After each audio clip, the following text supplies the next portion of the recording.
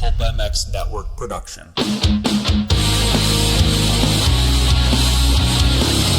EVS Sports brings you a cheeky Brit and an American YouTube racing sensation weekly on the LVK More Than Moto podcast. Here's your hosts, Phillips and Kellen Brauer.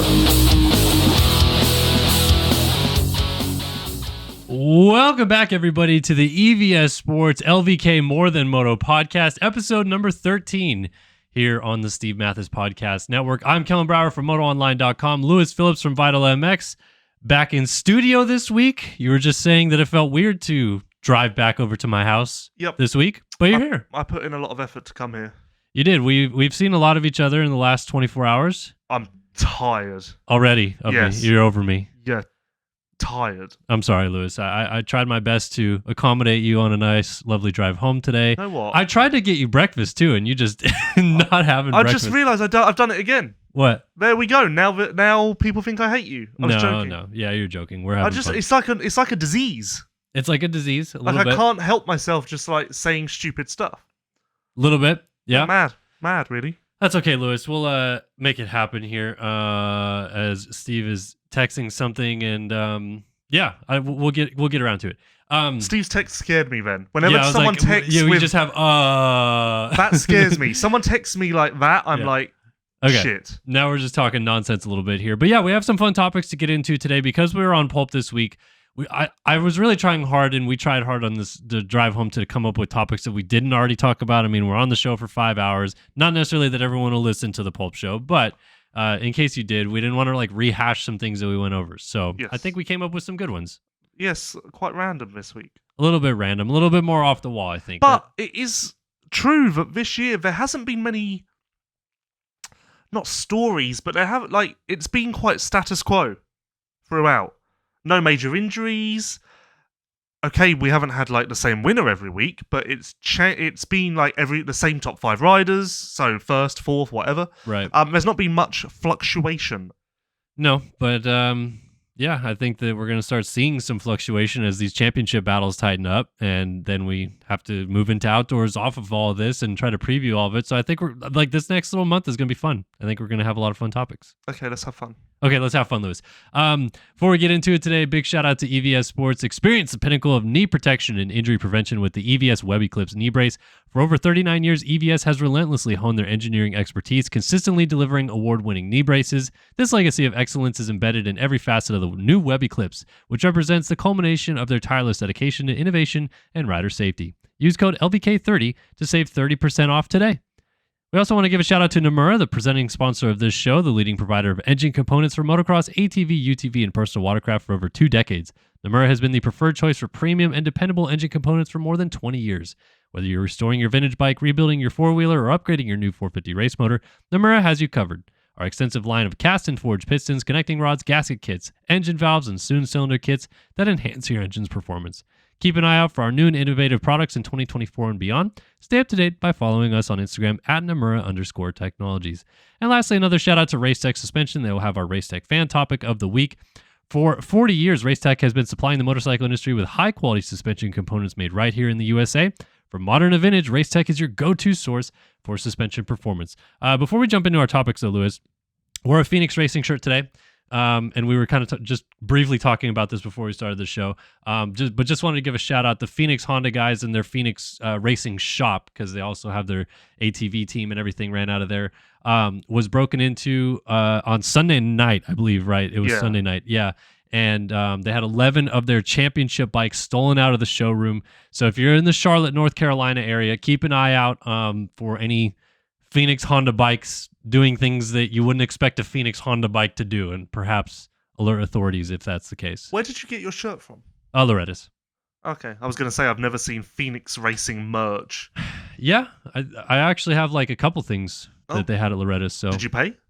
No, I did not. But life of a celebrity. This is what happens when you just hang out with David Eller during a rain delay for a very long period of time. So all I can tell you is that they could do with your money right now. Yeah. Well, I mean, it's unfortunate, honestly. It sucks that we see, this is not part of the show, but I feel like we see a lot of showrooms, a lot of dealerships being broken into of late, and it's like not like an epidemic or whatever. It's but another it just, disease. It just sucks. Like these guys are, most of these dealerships are like working really, really hard, and not necessarily like killing it or making a ton of money, and then all of their inventory gets stolen. Like crappy. And then in this case, this is like memorabilia. This is massive stuff for the Phoenix Honda team. So it's a risky run when you are involved in a sport that costs a lot of money. People see money. People see money. That's right. But I think in this case, people saw dirt bikes they can do wheelies on, or sell. Yeah, strip of parts and all that I'd stuff. imagine. Hopefully not. Hopefully they get them back, or at least some of them. I mean, you don't want to lose all of them, right? So yeah. Anyway, hopefully for them they get a few back, or we catch these guys or what have you. We won't be catching these guys, but they catch them. But yeah, Charlotte, North Carolina area, keep an eye out, keep an ear out, and all that. All right, let's get into our topics today. Topic number 1, we kind of talked about this a little bit on Pulp last night, so it's a mixed one, but we wanted to go a little bit further on expanding on this topic, and it's the idea of training compounds. We had Marvin Muscan on the phone last night, and when we were Steve was asking him about like training at Alden's and why Vial left Alden's and chose to do kind of his own program. We've seen this year that Kitchen chose to leave Star, do his more or less own program with PC. Like one of the first times that PC was like, yeah, whatever. Like you don't have to stay in California, go to Florida, do your stuff, like all that. So we're seeing a little bit more freedom, it seems, with the top guys being able to do what they want. And so let's start off by talking about this with this topic, Lewis. Is the training facility model, like the Alden, the Star Yamaha model, is it still the go-to model, like at this current point in time, if you're trying to win in this sport? Yeah, it has to be, because you do need that infrastructure, that stability, because realistically, the alternative to a training facility is local public tracks, which isn't going to work. But I believe that there needs to be some sort of hybrid here where it's not live and die by the training facilities. It's quite obvious that everyone is now leaning towards some sort of flexibility, which is understandable. I can imagine it would be quite a grind and quite tiring to repeatedly do the same thing over and over and over and not be able to focus on the specific areas that you want to quote unquote fix. So yeah, I think that training facilities are fine. The mentality that we need to lock guys in the training facility and make sure they are following this program to a T is flawed.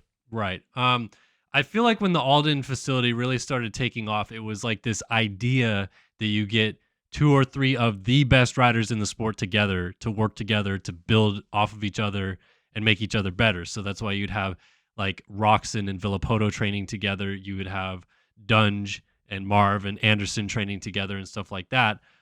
Which is what the Star Boys are doing, right? It's like, let's get all of our guys together. We have some of the best 250 riders in the world on our program, so let's make them outdo each other every day, right? Like get better off of building off of each other. But what I think it looks a little bit like it's happening more is that you have top guys that are not like in any way really like connected, like via team, sponsor, or anything like that, getting together and training together and doing this kind of on their own, like Kenny and Chase are. Yeah. Obviously, the Lawrence brothers doing their own thing, but they're bringing other guys in to also, train with and help each other out a little bit as well. So it seems like it's not even that it has to be forced to do it. These guys almost are willingly doing it anyway. It's an interesting time because the top 450 rider at KTM, Chase Sexton, moved away from the model. Top 250 rider at KTM, Tom Vial, moved away from the model. Hayden Deegan, the top 250 rider at Star, okay, he's not moved away from the model, but he sought some sort of fresh air and space to work on his technique and was crediting that for his win. So if the top guys are looking around, I believe that's enough food for thought for the powers that be to consider. I don't know what the answer is, because like they're not going to say, well, yeah, we'll buy a training facility then, and then you can use it half the time. But it's not the facility that's the problem; it's the training and the fact that it's kind of just a like one size fits all program. Right. So with the idea of training facilities too, Would you, yes or no? I just want yes or no. Is Eli Tomac the best rider of the last 10 years? Wait, what's the last 10 years? 2014. Or like, let's say since Dungey is retired, is Eli Tomac the best rider? Or even Yes. before Dungey? Yeah? You would say yes? Yeah? Eli Tomac has not been a training facility guy. He has his facility that he works at and does his stuff. And occasionally some guys come and ride with him. Deegan, Osborne, Townley, I think at one point or something like that. But Townley went to Colorado. maybe it was, Townley. You said Ben Townley. I thought it was him, but maybe I'm thinking of Townley and Zach linking up, and I just think of Zach and Eli working together. Either way, Eli's always been his like off the grid self a little bit, right? But has become arguably the best rider of the last decade. Yeah, because he's listening, and he's listening to his body. He's making educated decisions off of what he should do. And obviously trainers are needed because you've got 250 guys that don't know what to do. Marvin said as much, that he wasn't like confident enough to make his own program or whatever. So you do need that guidance, but I think guidance is the best way to put it. Not what would be the more serious version of guidance? Strict behavior. Yeah, I guess. There's probably a better word for it than regimented schedule Yeah. of some kind.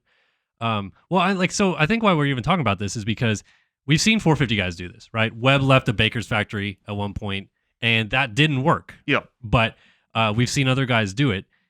I think that this is spread into the 250 class now, right? And that's where it's becoming like, oh wait, this is kind of changing on a bigger level in AMA racing because Kitchen did it and it's working. Yeah. And Vial did it and it's kind of working. And so it's becoming a little bit of a repeatable pattern for even guys that you would expect. They're younger, they need that regimented schedule, and it's still working for them regardless. Yeah, and look back, well, to your point about the last 10 years. 10 years ago, this sport was all Loudon Baker. Everyone wanted him. Everyone believed that was the key to success. Someone signed Loudon Baker. You just presumed that rider would then catapult themselves much higher than they were previously. That line of thinking has gone. When do you even hear someone mention the name Loudon Baker nowadays? Yeah, I mean, you say they're training at the baker's factory. Like, that's it. Like, you don't necessarily say, like, oh, Alden's here and watching. And the culture has changed. I think so. And I think it's also partly to do with, like, now every rider has grown up from day one in the Carmichael Stewart era. Yeah. So, like, the model has always been work hard, don't dick around, and all of that. Yeah. So I think there's almost maybe less babysitting needed now. More, again, guidance. Right. It's also really fresh because Hayden Deegan just commented a bunch this weekend about not staying at the Star facility for the last, I think, week or so. He went to the sandbox and trained with Kenny and those guys and was working on technique stuff, like you said. So is it cause and effect? Because of during this break, he chose to do something a little bit different, that he was 2% better at Foxborough, or is it coincidence? I would say coincidence because Hayden Deegan is that good. Yeah. Like, he can win on any weekend. So that's not, like, there's not really a reason for that. But I have to pay attention to the amount of time that he spent referencing it. I mean, then again, he was questioned about it. But he didn't, like, shy away from it. Like, he was really, I thought, in depth about why. Yeah. He didn't just say, like, yeah, just changing it up. He was like, no, we're doing motos every day at Star. I wanted to work on technique. Can't really do that there. So I left and I went to Sandbox and did it. And wins right away. I just would have loved to have been a fly on the wall to see what the other Star riders said. Like, can we do that then? Right. Because I think, well, obviously it costs them money to be there, maybe? Right. Presumably? Maybe? Well, I think if you're on the team, I don't think so. But still. Yeah. To surmise all of this, though, does it, like, will we see an ebb and flow of what works and what doesn't work, like, continue? Or is this freedom push a little bit going to start being the trend? It's specific to every rider, but I do believe that everyone will start to want freedom. Mm-hmm. Because I mean, they all really want freedom, but it's what's right for them, right? So, but I believe that people are looking at Chase, looking at Tom, and going, that looks nice. Looking at Kenny, looking at Levi. I mean, look, those riders I named, you look at those riders, they're killing it. Yeah, but has Coop not been working his butt off at Star, and suddenly he's walking into the middle of the 450 title fight? I would be curious, but I would be curious to see just how, like, what Coop's deal is there. Because it seems like he rides there a ton. Like, no, I know that, maybe but not part of the 250 motos. Yeah, like, I would imagine sesh, he has some. He can like figure out his own deal a little bit. Right. Yeah. I think that there is a little bit of his own. I would deal. imagine like, he's more monitored. He probably does a lot of work with J Coop. No, I mean we should ask him this stuff. J Coop is so like off the radar. I don't even know where he is in the world. Yeah. Is he training Nam? Who knows? Probably. Yep. All right. So yeah, I think it's an interesting topic. Either way, like to see what is going to happen in the next 4 or 5 years with that training facility dynamic is really kind of fun to watch. And once again, we need to do better because we can do a story on this. Oh yeah, sure. We should we could. We thought of it and we're like, let's talk about it. Yeah, but now I want to interview Alden and interview DaCosta. Let's do it. Would DaCosta? Yeah, DaCosta bought into the program, didn't he? He must have been the pushing force behind the KTM deal with Alden. I mean, I think when things don't go right, the first person that calls Cooper Webb and says, "Hey, you should probably go back to Alden's," is Roger DaCosta. I just wonder. I wonder if even Roger would talk about the fact that Chase and Tom aren't training there. They are riding there. They're not training with Alden. Honestly, I think Roger would. He's usually pretty open about, like, if you hit him with a pointed question of why, like, can you give me an answer about this? He will tell you straight up why. Yeah, we should utilize Roger more. He's great. I like him. Yep. So yeah, it'll be fun to watch how that dynamic shifts moving forward. Let's talk about our next topic though, and we kind of thought about it in regards to like Hunter Lawrence and Jay Coop, who we've talked about a lot this year. I feel like already, or of late at least, we've talked about them a lot. We're looking at it as like, oh, those are true 450 rookies right now. Whereas Jet, we were on the drive home talking about how, man, it's weird to think a year ago we're going to these East-West showdowns and Jet's like in the class, like battling for this West title that he was trying to win. And it's kind of weird to think that that's only a year ago because he seems like he's been on a 450 for a while. Obviously, you have a perfect season outdoors and then win SMX that, yeah, things look like they, happened rather quickly. But now we're in this 450 title fight. He's led it for a long ways. He's still in the championship lead, but now it's tied. And the reason we wanted to bring up this topic is like, would this change anything had Jet Lawrence decided to wait, do 250 motocross last year, and then go racing 450 Supercross this year? Would it have changed anything? And what do we think about the idea of 450 guys when they choose to move up? It's in 450 motocross first. Obviously, the common sense answer to that is if someone is doing 250 then 450, you would need a 450 Supercross only guy, which would be very hard to do. Right. So that's almost just destroyed that theory off the blocks. But I do believe there is, especially 250 guys, I believe there is credibility behind the idea that they start with all of outdoors and then go into Supercross. We saw it 2009, Tommy Searle, Tyler Rattray. They moved to America from Europe, and instead of jumping into Supercross, they raced outdoors first. And I do believe there's some merit to that. It takes the edge off a little bit. Even racing outdoors here, either as a rookie or a foreigner, is a shock to the system. And that experience can help lessen the shock when arriving in a Monster Energy Supercross, which is the most frightening of all series. Right. So to switch to Hunter and Jay Coop again, though, had they moved up, let's say they moved up the same time Jet did, they both raced 450 motocross last year.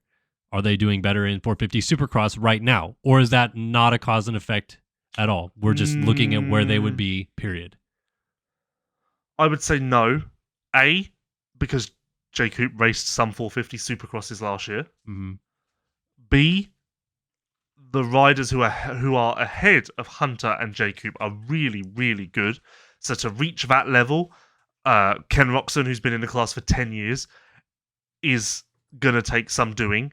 So no, I don't necessarily believe that anything would change. But let me ask you this on the flip side.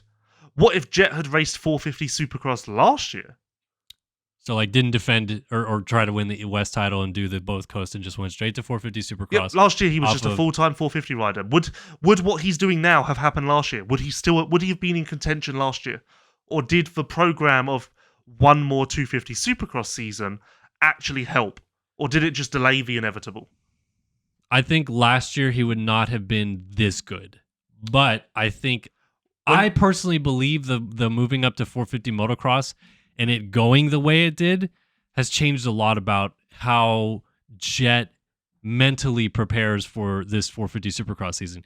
Because imagine he comes in, he's never raced these guys, except maybe Motocross of Nations, like that probably would have happened, but never raced these guys before. Probably thinks he's awesome. And then let's say the first 2 rounds wins A1, San Francisco 9th. I feel like his confidence would not be where it would be having a whole back, behind you of winning a lot of motos against these same guys, winning SMX against these same guys. He would suddenly be like, oh, this is a little bit tougher than I thought. You know what I mean? Yeah, that notion extends to the rest of the field as well, because it changes the way that they view him. They don't view him as a rookie now. They're like, boy. Yeah. So there's that too. It kind of it stretches all round. I think so. So like you said, the logistics of it kind of suck for a team because you would have to probably only have a 450 Supercross guy unless you wanted to take 3 bikes outdoors and have this transition happen. But that, to be fair, like that's kind of rare unless you're, I guess, like Husky and the Austrian brands or Honda, because like what's rare? Well, I'm saying like PC is not just going to be like, yeah, we want this guy on a 450 outdoors. Yeah, like, so it's you have 250 teams and you have 450 teams. Star, I guess, is also kind of bridging that gap. But anyway, yeah, Star's a bit weird with that, isn't it? Because they are, but they aren't. Right, they are one team, but I for some reason really feel like they aren't one team. Right. But if you are one of the Austrian teams, so let's think about Shimoda because he's a Honda guy. We're thinking, probably 26. He'll be on a 450. Yeah, because his 250 contract is to the end of next year. Right. Yeah. So let's just hypothetically say Shimoda crushes outdoors this year, wins a title, goes into 250 Supercross next year, and does well, wins a title or not or whatever. Is it smart of Honda then, if they want to re-sign him beyond 2025, to be like, I mean, he's already won the 250 title. We got to put him on a 450 outdoors and help him out. No. It's not smart of them. No. Okay. Because at the end of the day, I believe that decision would have to come from the rider. Because at the end of the day, the team in most situations won't have the rider forever. So the riders are almost ticking a box. Right. And one of those boxes would be 250 outdoors. Do you think that the specific Jet moving up to the 450 class, the timing of it was just like kind of convenient? Like he did what he needed to do. He won his 250 outdoor titles. He didn't need to win a third. Like that would be ridiculous at that point in their eyes. So move him to a 450. Why not? Like he's done what he's needed to do. Yeah, ultimately Jet Lawrence is he is a phenomenal talent. So you move heaven and earth for him. Okay. And HRC, I'm sure, are certain. Well, they've got him signed to a long enough contract where they know that he is like their investment. He's not going to be going to KTM in a year's time. So that changes the game as well. But yeah, I would say this is more relevant 450-wise to the phenomenal talents. Like Shimoda, realistically, is he going to win a 450 championship ever? Probably not. So like, whatever. Jet, you're kind of building to like, we can win next year, so let's plan for that. Like, you're not planning with a phenomenal talent like Jet, Chase, Coop, all of those guys. I'm not going to name them all. You know who you are. Yeah, it's just a different dynamic, isn't it? Because you're not planning to encounter rookie slumps and troubles and everything. You're planning to win, so your strategy is to win. Right. Whereas with Shimoda, in that instance, your strategy would be, let's just see how this goes. Yeah. Okay. I see your point because like they will move. They'll redesign stuff based on what they think is possible for their guy. Yeah. Like for instance, when Chase moved up to the 450 with Honda, that was similar. I feel. Yeah. No. They spotted that there was potential there. But there's another guy I think it worked. It didn't work right away because Supercross was crash fest a little bit for Chase, but I think having him have that 450 experience made it so that like the following years the progression was like more steady. Yeah, it was quite clear that Chase needed to get off a 250. I felt it was quite clear that he had exhausted that situation. Right. Yeah. Okay. Interesting points. Interesting points from you too, Kellen. Well, one thing I wanted to ask just before we get off this topic then is you said phenomenal talent, and I think most people assume phenomenal talent equates to Hayden Deegan a little bit, right? Oh boy. But Oh boy. chill down. Theoretically speaking, he wins outdoors this year. Let's say he wins this title, actually, wins his Supercross title, wins outdoors. He can, if he wins the title the next year, he's out of 250 Supercross. Then do you say, okay, let's do another 250 motocross season? Or if you're star, you're like, okay. Well, immediately looking at this logically, the path is there because most likely Eli will race 2025 Supercross only. So Eli's bike would be available for someone outdoors. So that would be the prompt for the conversation. And then when it's realistic, it starts to become more of a tantalizing option. But then also, I feel like there can also be the mentality of we just want to win. So we've just won 2 Supercross titles, 1 outdoor title. Let's just win another outdoor title before we leave, just to really show everyone how good we are. There's also Could be. But that's also a deeper dive into different psyches, because some people are always shooting for the next challenge, the next task to conquer, and other people are just looking for the easiest success option. Right, yeah. Not saying that anyone that we're talking about is one or the other, just saying generally in life people are different. Yeah, so I think the teams will continue to tailor that possible transition. I think if they see it, if they see that the potential on a 450 is there in terms of like continued sustainable success of winning championships, I think we see more teams consider 450 motocross first. Yes. Yeah. Yes. All right, let's get into our first non-moto topic of the day. And this one was my topic that I told you.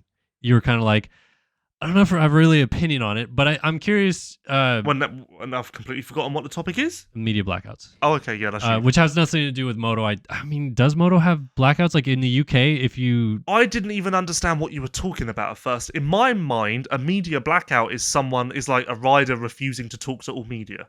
Well, yeah, I mean, I should have put it as like a game blackout or a sports No, it's just TV blackout. You're just talking about geo-restricted content. Pretty much, yeah. But so we were at Steve's house and we were talking about the fact that like he wants to watch the Blue Jays play the Padres this weekend. We talked about that for a minute, but he can't because for some reason Vegas is a San Diego region. I don't know how, because we're closer to San Diego here and we're not. But anyway, I like watching MotoGP stuff occasionally. I don't like watch all the races. Yeah. I've never heard you mention MotoGP. I don't like watching all the races or anything like that, but I do like watching clips and highlights and stuff like that. And Dorna has a stranglehold on the rights over there. And the TV's packages that they do, the deals that they do, are counterintuitive to the growth of the sport, which is what I think about with media blackouts here is like, what are you doing? Because it's one thing to block out coverage for... Like if you're trying to log into MotoGP.com and they are like, actually in your area, CBS Sports shows it. So you can only watch it through that. That's one thing, which is a stupid thing. But I'm talking about when I'm on like Twitter, X, whatever you want to call it, and I want to watch like a MotoGP highlight clip or something like that. It'll play like 2 seconds and be like, we're sorry, this is unavailable in your area. I run into that. And I'm just like, okay, great. Awesome. Thanks. Can't learn anything about this sport. Yeah, I mainly run into that with F1. I wonder if this sport, does it happen for... That's what I was trying to figure out. I don't feel like we're that, like, on that level, are we? Maybe not. Not for social media, I wouldn't think. And we don't have internet, we don't have, like, a broadcast deal outside of America. We just have the Super Motocross Video Pass. Right. So, I don't feel like there's a need for it in this sport. No. But yeah, like it's all based off of like TV packages and which countries buy packages for their sport and then restrict the rights for the viewers in their country so that like if you want to watch the coverage, you got to pay for that package to be able to see it. I get the logistics behind it. I still think it's dumb because if you're a a promoter for MotoGP, for example, if you're the promoter of the sport and you want to continue to grow your sport, why would you make it so it's geo-locked in certain regions to not even be able to see freaking clips of it? Like, you can't even...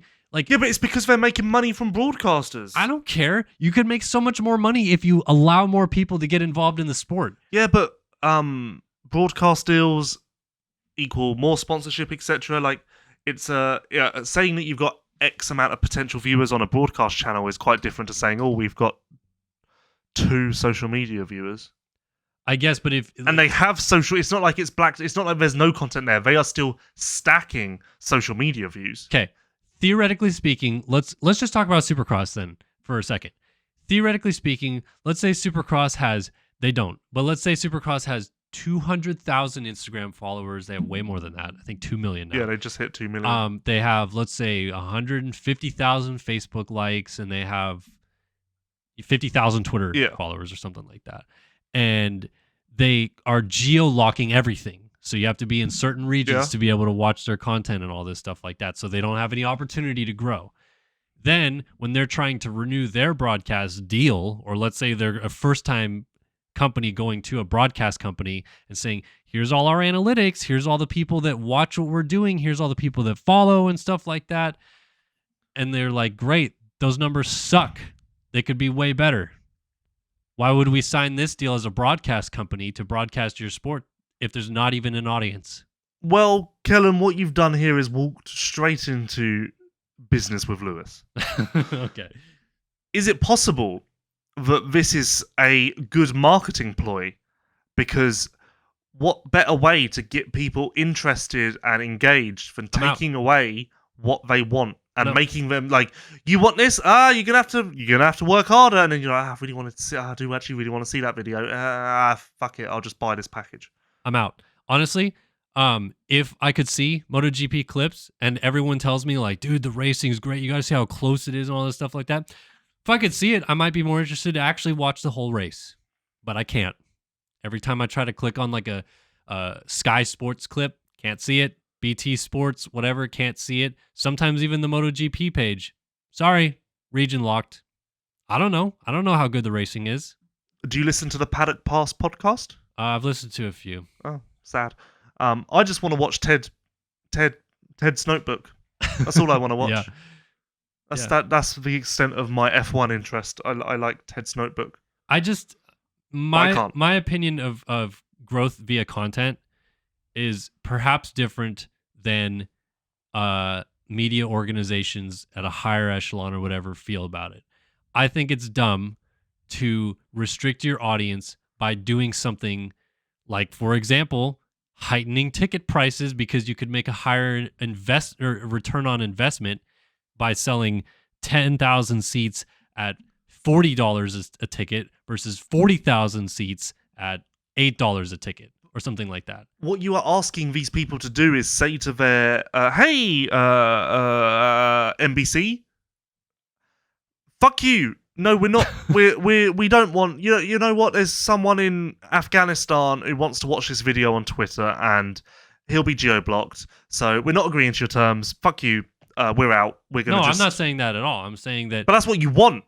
No, because these are. I would presume these are terms put forth by the broadcasters. No, I'm saying, hey, NBC, maybe don't set up a geo-blocked thing for social media content. No, but what I'm saying is this would be put forward by the broadcaster. We will sign this deal to broadcast your series, and you can get all of the benefits that come with that. But we don't want we don't want this person to be able to see rival content in their land because we need their attention because we are the exclusive broadcaster. Rival content. Well, like, for instance, I presume the reason I can't watch Sky Sports F1 clips on Twitter is because I should be watching, as an American resident, ESPN. Oh, okay. That's why it's geo-blocked. Yeah. I presume. I was thinking you were talking about Supercross because, like... Oh, no, Supercross doesn't do it. Well, I was just saying, like, it is just NBC or the SMX Video Pass. No, so, like, NBC was just the first channel I could think of. Yeah, okay. Fair. I don't know many others. Again, I get the business logistics behind it, but... me as a person and as a consumer, and I assume there are more people around the world that feel this way as well. If I can't even see it, how am I going to learn about it? How are you going to grow an audience without even showing them anything? Yeah. Like, it doesn't make sense to me. Well, you clearly need a few more business with Lewis lessons. Yeah. Apparently I do. Therapy? No? Not today? No? No, Lewis, Okay. we don't need therapy today. Okay. Would you like me to do a therapy session for you? I do need it. Yeah, we'll get there when it's time. All right, so that's my non-moto topic, and people will probably be like, "Oh, you're dumb. You don't understand the logistics of it." But whatever. That's how I feel about it. Let's get into the second half of our show. Before we do, EVS Sports giving us this show every single week, and we appreciate them for it. Experience the pinnacle of knee protection and injury prevention with the EVS Web Eclipse knee brace. For over 39 years, EVS has relentlessly honed their engineering expertise, consistently delivering award-winning knee braces. This legacy of excellence is embedded in every facet of the new Web Eclipse, which represents the culmination of their tireless dedication to innovation and rider safety. Use code LVK30 to save 30% off today. All right, second half of the show is going to feel a little MXGP dominated because we're going to have back-to-back MXGP topics, but I think it's kind of fun ones to get into. And the first one that we wanted to talk about is, so over the weekend, Febvre won the first moto, correct? Yes. No, qualifying race and the first moto. Yes. No? Yeah, qualifying race and first moto. Okay, yeah. But so one got the most points on the weekend, but got second overall. 25. Thought we went over this. 66. Prado would have got... Well, Prado's out. Well, no, Prado's not... No, Prado's out.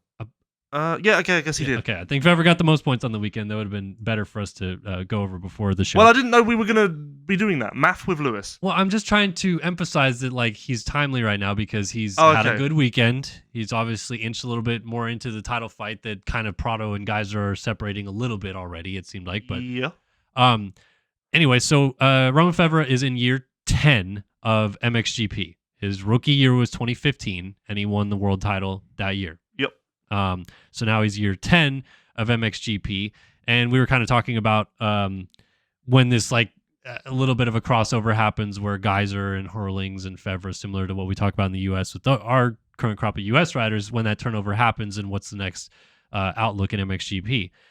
So what do we think of like Romain Febvre as a rider and his career so far, and like how he factors into being one of like the best MXGP riders of the last decade, but also still only has the one world title, but has won a lot of races? Like it's a weird mix. I put this forward because I struggle with Febvre, because his career, his 10 years in MXGP have been so incredible, but also with some low points, mainly because of injury, that I feel as though Hurlings, Prado, Geyser are quite clearly incredible talents, going to go down in history, amazing, brilliant, superb.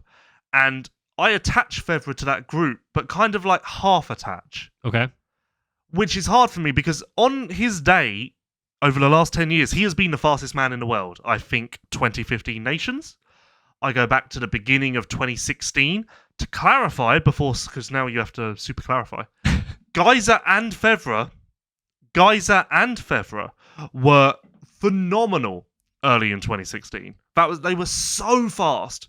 It was incredible racing. Like, they were so good. I would actually go as far as to say that was certainly Febvre's peak in my mind.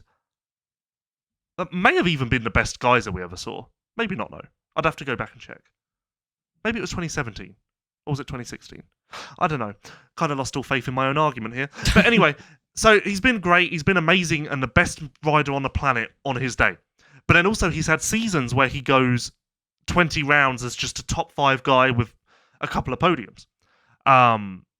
So I just struggle, like, where to put him in my mind, as in, is he just as good as... And I guess he is as good because currently, but I guess I'm talking like bigger picture 10-year career. Is his 10-year career as good as Geyser and Hurlings? Mm-hmm. Do we not give him enough credit? Do we give him too much credit? I don't know. You'll have to maybe educate me a little bit on this, but here we go again. In the down times that he's had where he hasn't been like consistently up front battling for moto wins, Yep. Was he not like injured through a lot of those? Yeah, that's what I mean. There's been like coming back from concussions. Concussions have been major for him. Coming back from broken femur, etc., etc., etc. But I guess it's taken, like, there have been entire seasons. Like, it's sometimes it's almost like Febvre, now that I think about it, is very momentum dependent, I feel. Right. Because it kind of rolls or it doesn't roll. Or it rolls in one direction or it rolls in the opposite direction. I mean, I look at him as, like top 5 talent in the MXGP class for the last decade or so, or whatever you want to classify it as. Absolutely. Yeah. I think him as you know, in a public perception way, would look different had he won the 21 title too. Like, yes. I think if he has 2 world titles, he goes up against Herlings and Geyser in a sort of square battle that year to a degree, like that it would have looked a lot better on paper, because not that 2015 was like, oh yeah, he just won against nobody. He was, you know, in a really good championship fight with like Noggle that year for a while, and then everyone got hurt. Well, everyone got hurt, but for a while it was close. Like halfway through the year, I think Noggle and Cairoli were still mixing it up, right? Yeah, Febvre did get it's hard to kind of like outlay without really going deep into it. But at the time that everyone got hurt, Febvre was really coming on. Yeah, that's what I mean. So, although you could argue that he started taking control once everyone got hurt, there were certainly signs that he was on his way up before everyone got hurt. So you could kind of argue both sides. Yeah, but so now he's a 3-time Motocross of Nations champion?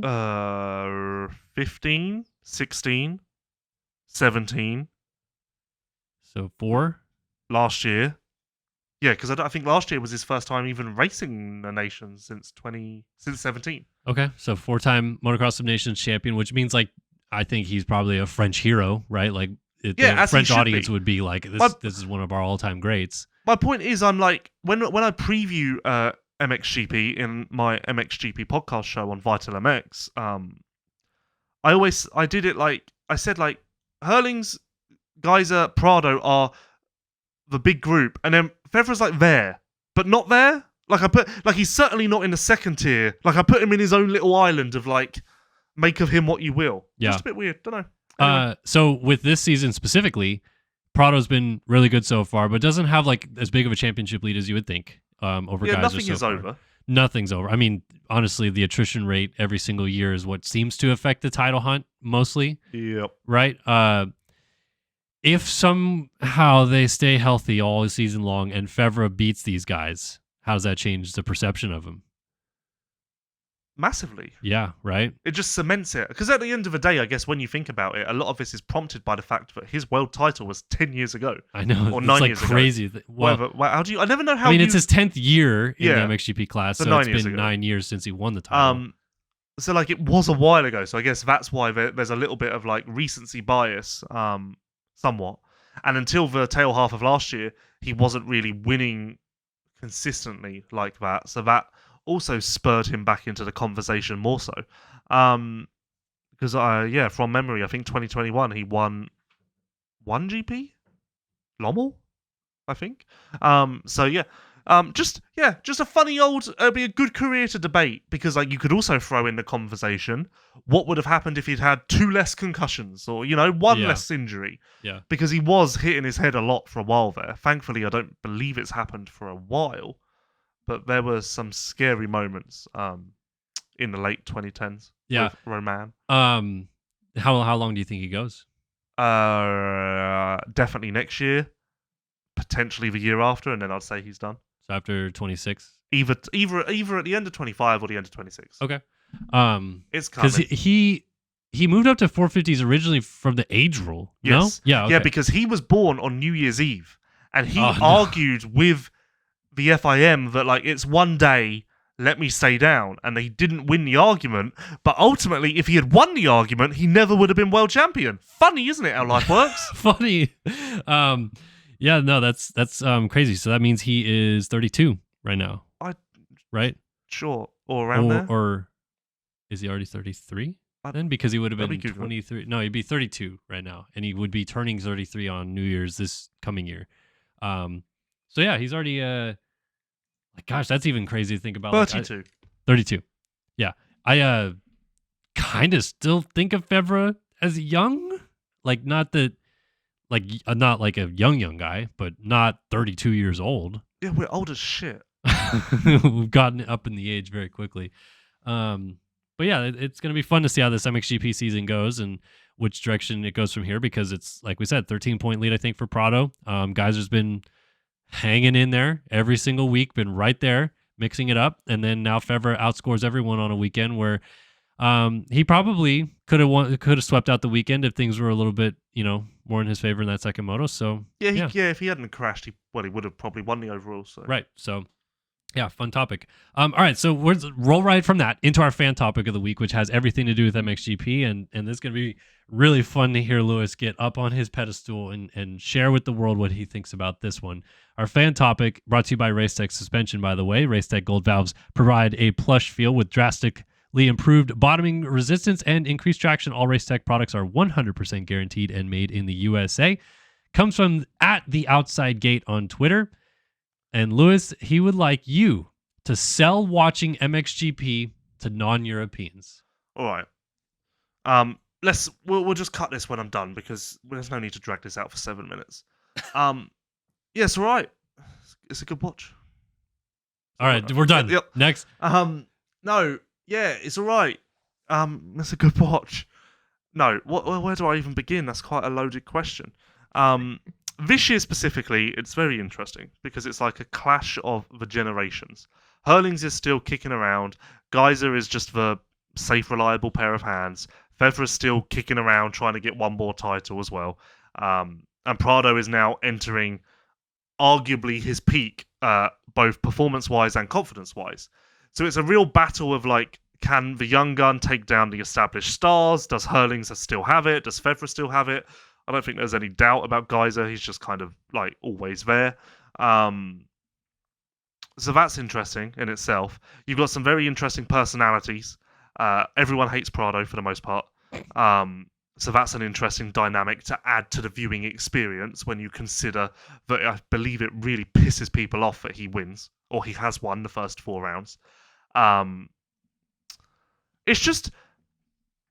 It is exciting to see such different and varied tracks as well. Like, the tracks really do impact the results one week to the next.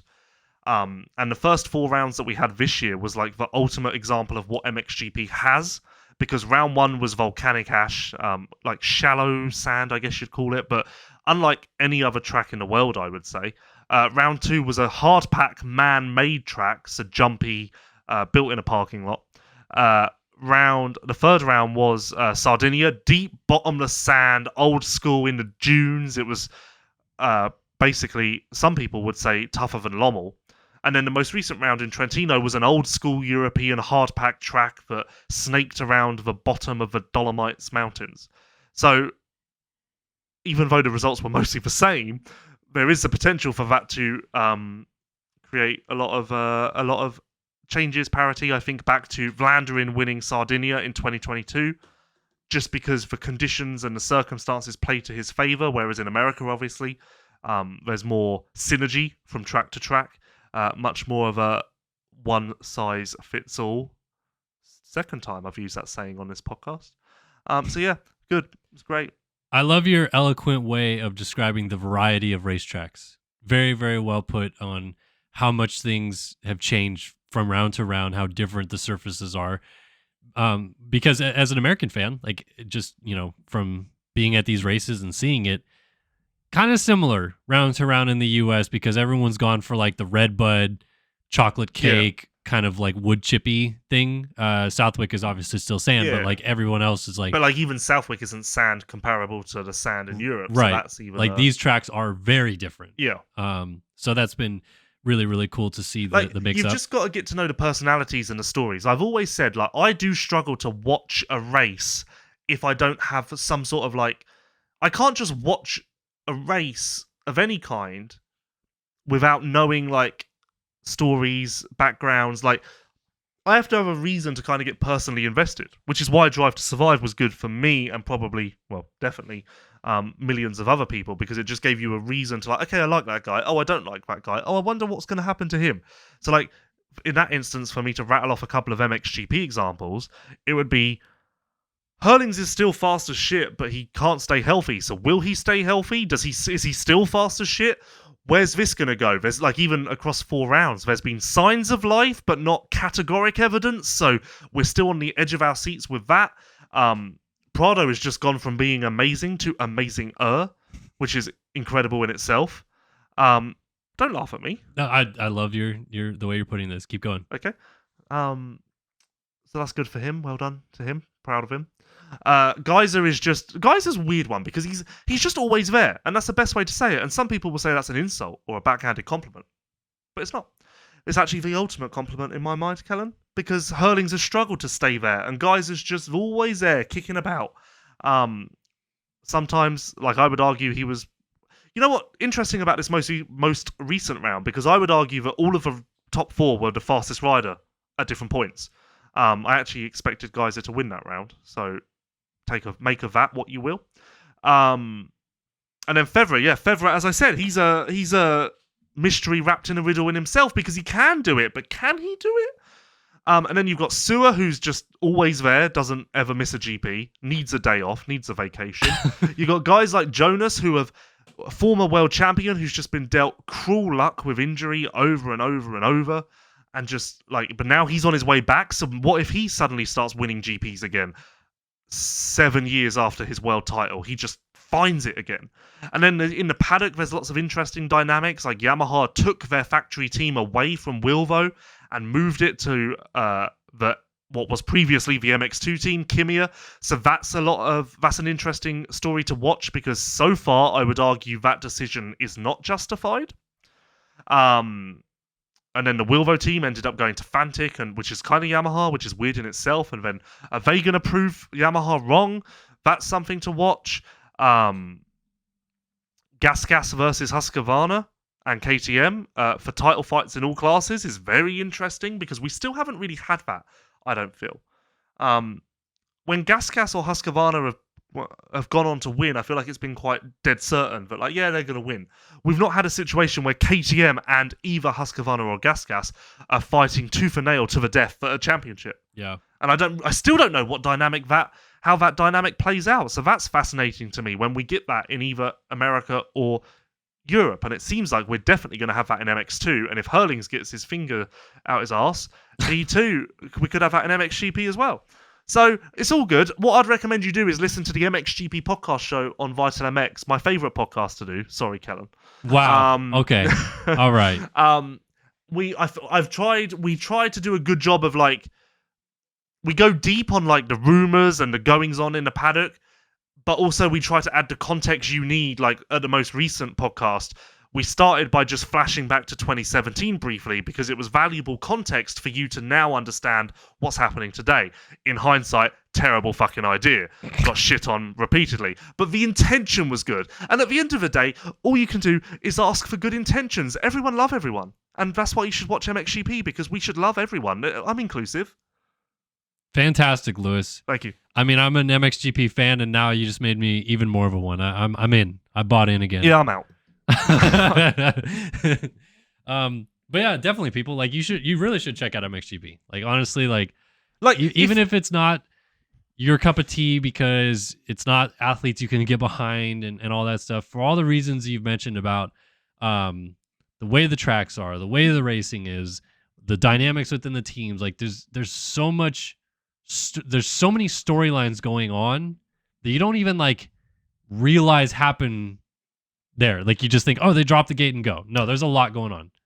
There's a rumor at the moment as well that 2 American riders are in talks to race MXGP. So just leave you with that. You'll hold on to that nugget. Well, if I share that information, I'll just get shit on and told that I don't know anything, even though I've done valuable research, Kellen. Made lots of phone calls, got high up in some organisations to figure out what the situation is. But if I tweet the information, I'll just be told I'm an idiot and I don't know what I'm talking about. So, you know what? That can stay in Lewis's brain. Well, I think you should tweet it. Safety first. Safety first. I did do a clue on my most recent MXGP podcast. Do you want the clue here? If you want, sure. What do you got? Is the eagle lost? Is the eagle lost? Is the eagle lost? And then the other one was, does the Finnish man like Mexican food? Oh my god. Does the Finnish man like Mexican food? Okay. To be honest, I said this on that podcast as well. I would love to add like a cryptic clue like that to every podcast at the end and just see if people can figure it out, like to hint at something. I am gonna go ahead and jump out and say I think most people will understand number 2.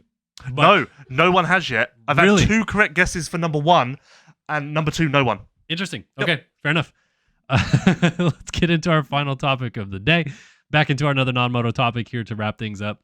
And this one honestly, I was looking at a website to come up with some topics or ideas because the non-moto ones, like what we're realizing, I feel like with the non-moto ones, Lewis, is that all of our non-moto topics like have to do with moto. Like if we're upset with something, it has to do with like something we had to deal with at the race, or something like that. So we're trying to like not keep falling into that hole and do something a little bit off the wall. So this week we're going off the wall. And the question is, Lewis, would you prefer, if you were traveling in time, would you prefer to go back to the past, and when would you prefer to go to, or in the future, and when would you prefer to go to? You can go first.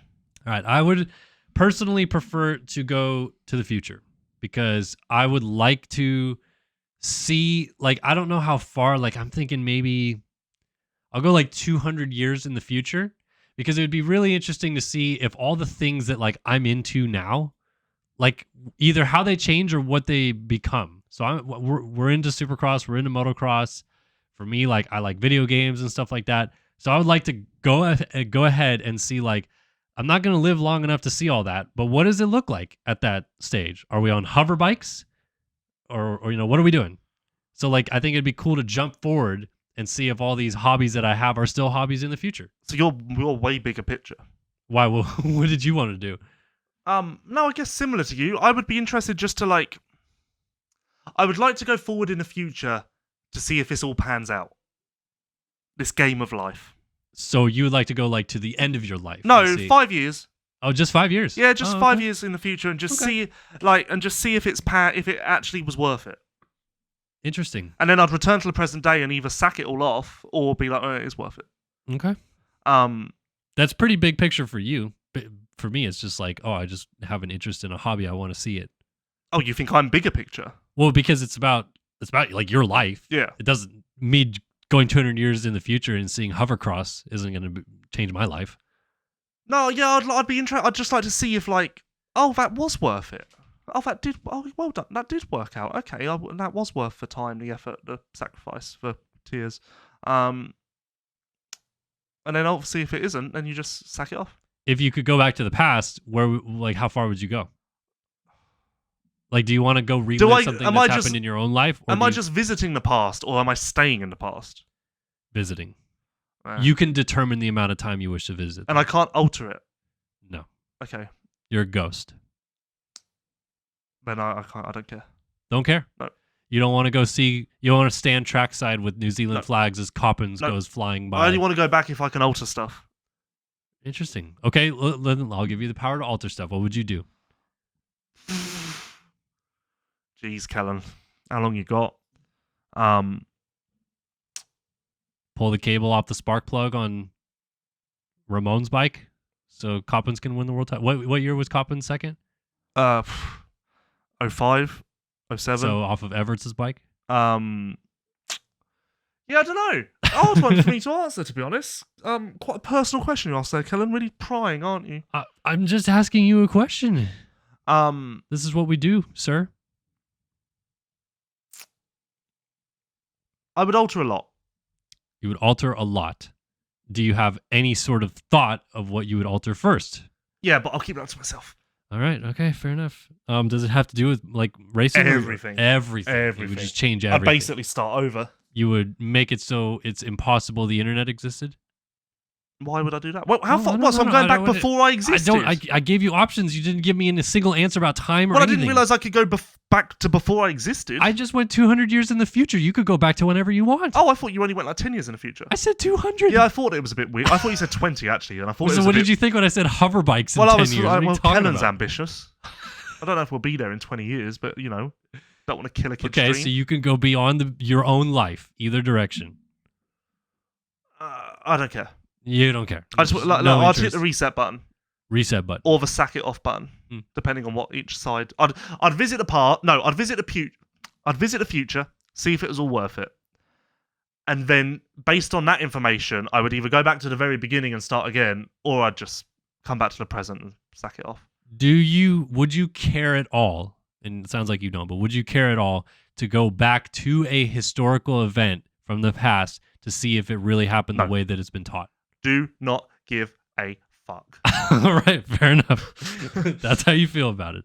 That's fine.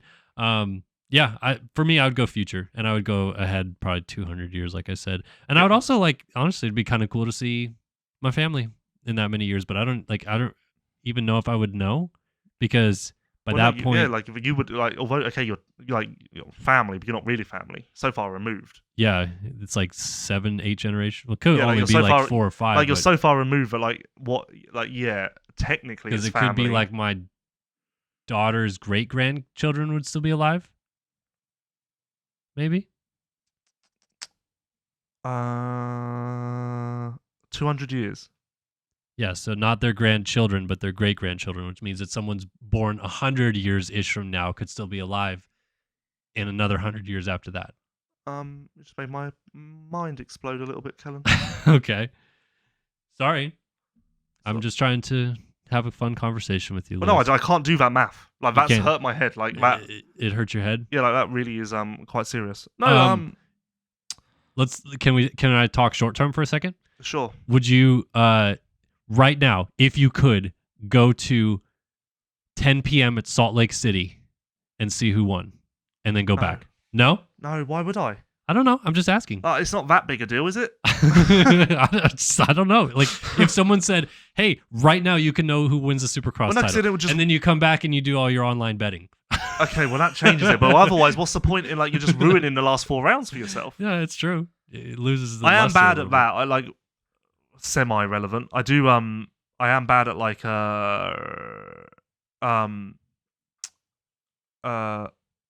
am bad at, watching a TV show, and then I figure out how it ends at the start, and then we'll start watching it.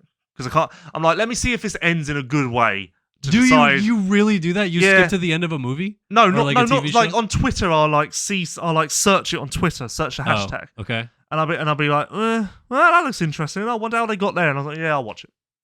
So you'll go to the end of the video. I knew who killed Ghost in Power. That I regret that to this day. Okay. Very interesting, Lewis. That's a really odd way of consuming. Yeah, and I regret it. Like I say, I found out who killed Ghost in Power, and then I had to watch it, and I was like, this would be so good if I didn't know. So you would like to start a movie, go to the very end, see? No, I don't. Not with movies. No, just with short video clips. No, on TV Twitter. shows. But you're talking about Twitter. I don't know. I'm confused. Yeah, you can search anything on Twitter. Yeah, but they're not going to have full TV shows on Twitter. No, but people fans tweet clips and stuff, so you can figure it out. Oh, I see. So you were getting ahead on the show. Yeah. Got it. Okay. Yeah. Yeah, that'd be not fun experience for me, because I'd be like, okay, now I'm watching it and I know what's going to happen. Yeah, but it is interesting, because then you're like, well, how are they going to end up there? Because right now that seems so hard to get to that point. What happens if you jump ahead to Salt Lake City and Chase Sexton's holding the trophy, and you're like, hold on, and you come back and you're like, how did we get there?